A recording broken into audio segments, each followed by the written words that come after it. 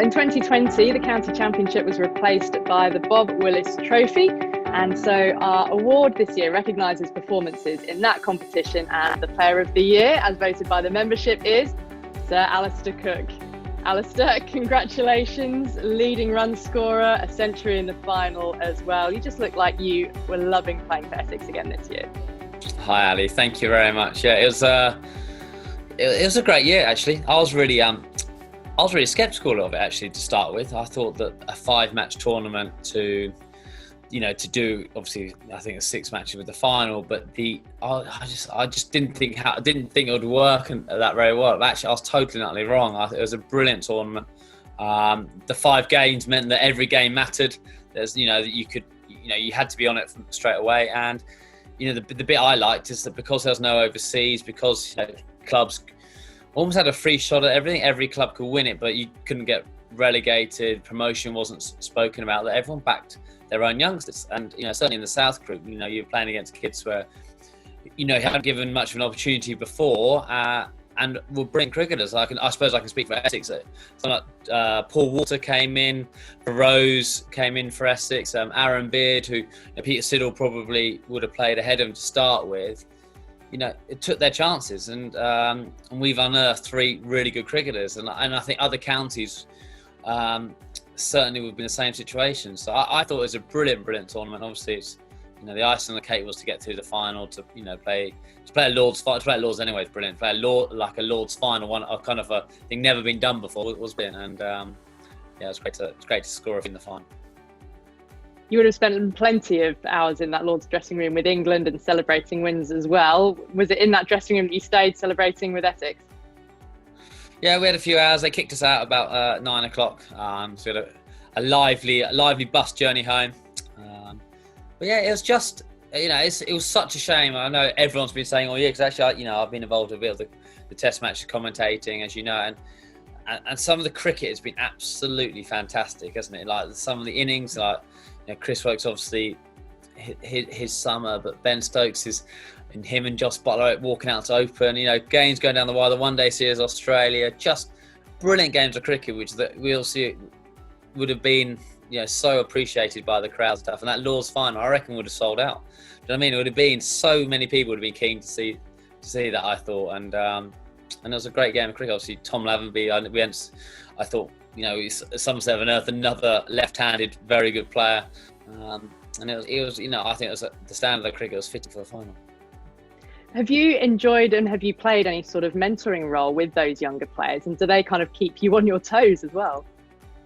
Well, I certainly play music on the iPod I've never heard of, so that kind of keeps you young. It's probably not even called an iPod anymore. But, well, educating me in some looser terms. But yeah, I mean, hopefully, actually, the last couple of years, certainly this year, I felt more comfortable talking to them. And I don't mean that I wouldn't do it last year, but obviously it's another year further down the line. You kind of know them a bit better. It's nothing worse than someone jumping in and offering advice and not knowing how it's going to be how well received, or even knowing the person. It's really important you know the person before you start talking to them. It's certainly about something sensitive as batting. So, this year I felt as if I've done a lot more of that. Maybe it's just because of the COVID thing. We've had a lot more time kind of away from playing. But they've been brilliant actually, and I have enjoyed that. Have enjoyed, watching. Certainly someone like Tall Paul or Feroz, a batter, batsmen in our team, kind of trying to make a difference to them.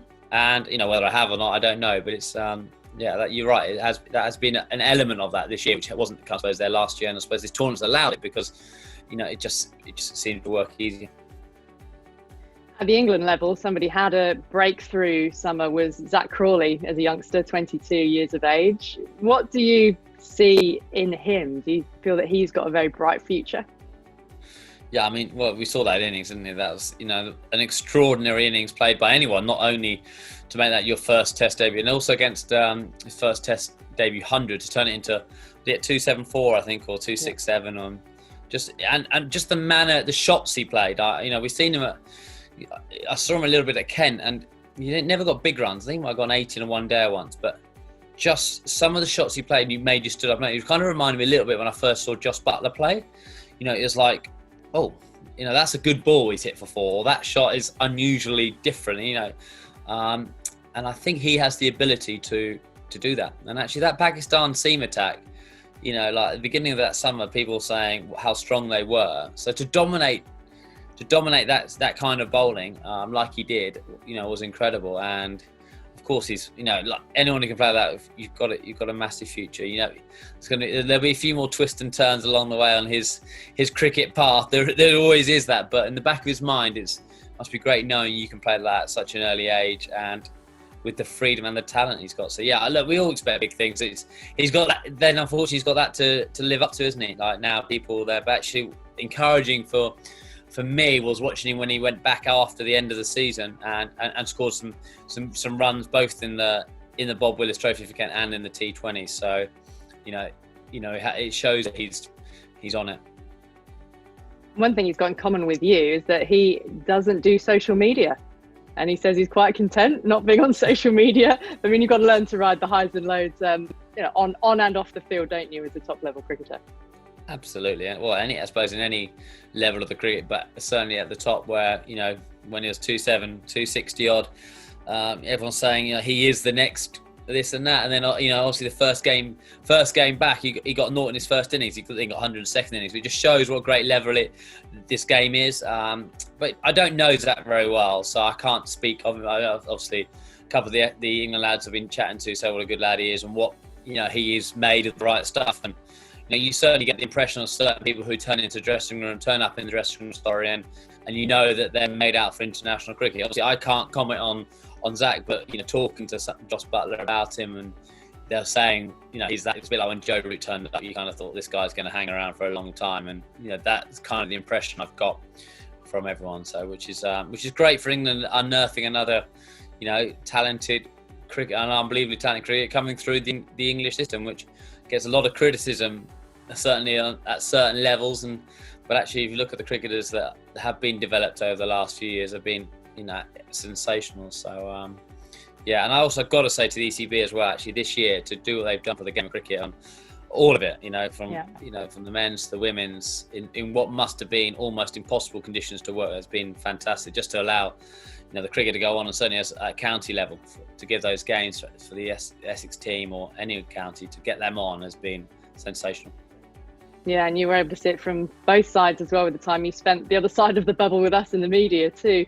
A final thought then, Cookie, with Essex, what's going to be your sort of favourite memory from the season with them and the run to the Bob Willis Trophy title? You can encapsulate one moment. Well, it would be that last day, I suppose. Just as always, you wake up with those nerves and that anxiety of what's going to happen. We knew we were going to be under pressure as a batting unit with the lights on against, you know, a Somerset attack which has delivered all year. So actually, just that, and knowing that the whole side contributed to that, the win, and, you know, the pacing up and down the change room, like almost not being able to watch the cricket because you're so desperate to get through, and to play as comfortable as the guys did. Obviously, Ryan Tenniscott and we to Paul Walter, you know, delivering for Essex in a big moment was brilliant. And actually, you know, you never get bored of that feeling, do you, when you contributed and the side wins something like that is very special. And hopefully, again, for Essex, we can continue our 4-day stuff. Well, congratulations on the award, and we look forward to seeing more next season again. Thanks, Ali. Thank you very much.